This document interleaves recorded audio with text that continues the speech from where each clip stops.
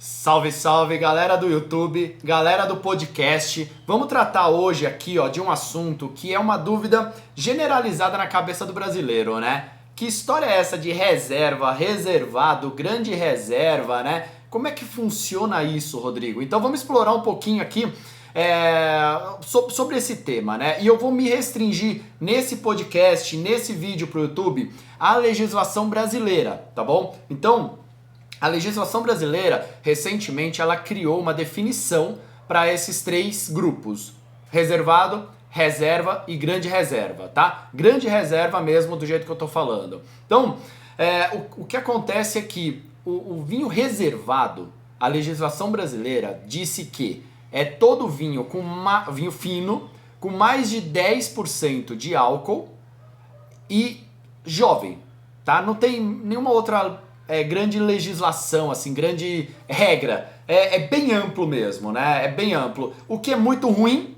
porque você não tem critério, né? 10 graus alcoólico apenas, um vinho jovem, né? Um vinho fresco, leve.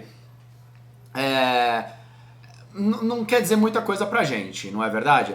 Agora, pro produtor, de uma certa forma, com o passar do tempo, tem a sua importância. Por quê? Porque o produtor brasileiro, por exemplo, ele vai poder pôr no rótulo o reservado, que vem nos vinhos chilenos, por exemplo, muito comum de estar escrito reservado.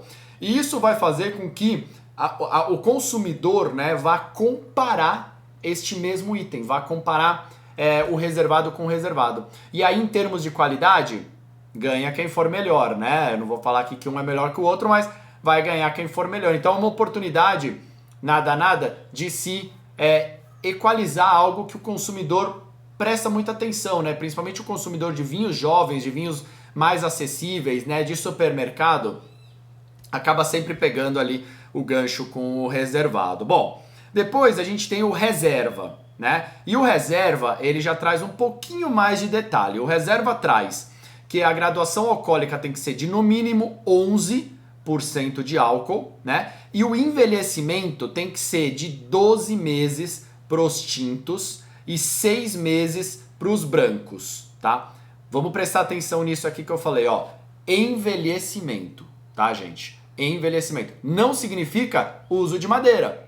O vinho pode envelhecer na adega do produtor sem o produtor utilizar de madeira, tá? Então, o vinho reserva, quando a gente encontra o vinho reserva pela legislação brasileira, ele tem que ter no mínimo 11% de grau alcoólico, 12 meses de envelhecimento para os tintos, 6 meses para os brancos e rosés, tá? Importante também, um detalhe bem importante para a gente prestar atenção. Pô, quer dizer que um Rioja pode chegar aqui no Brasil com no mínimo 11% e sem passagem em madeira? Não. Por quê? Porque a legislação de Rioja, a legislação da DOCA lá de Rioja, ela é mais restritiva. Então, digamos, entre aspas, o vinho vai chegar aqui muito além do que pede a legislação brasileira, ok? Mas é parte do game, né? É assim que está desenhada a nossa legislação e, obviamente, a gente também não pode ser mais restritivo do que outras, né? Então tem que ter um meio termo aí, mas de qualquer forma tá bem abrangente a nossa parte aí, né? Mas é um padrão, já é algo muito importante aí pra gente ter em mente. Depois a gente vai pro grande reserva, né? O grande reserva, ele já traz uma característica um pouquinho mais restritiva em termos de envelhecimento do que o reserva. A graduação alcoólica continua a mesma, no mínimo 11% para vinhos finos, tá? Para vinhos finos. Já em termos de envelhecimento, de amadurecimento do vinho, ele tem que ter, para os tintos, 18 meses, tá? 18 meses mínimo, sendo que 6 destes 18 tem que ser em madeira. Não especifica se é madeira nova, velha, 1, 2, 4 uso, o que madeira que é, mas tem que ter pelo menos aí 6 meses de madeira.